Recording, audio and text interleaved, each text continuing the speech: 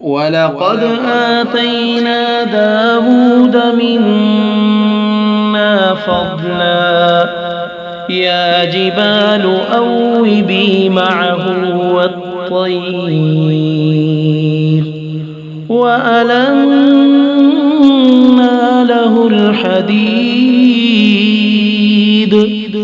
أن اعمل سابغات وقدر في السرد واعملوا صالحا إني بما تعملون بصير.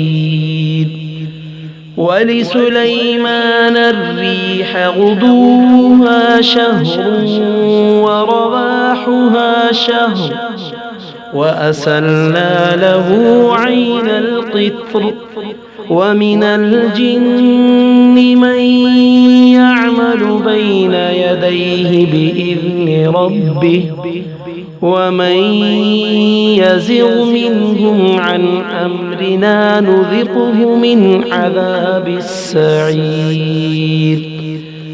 يعملون له ما يشاء من محاريب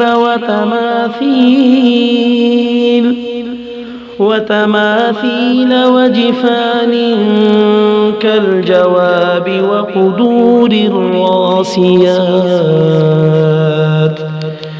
اعملوا آل داود شكرا وقليل من عبادي الشكور. فلما قضينا عليه الموت ما دلهم على موته إلا دابة الأرض تأكل من سأته فلما خر تبينت الجن أن لو كانوا يعلمون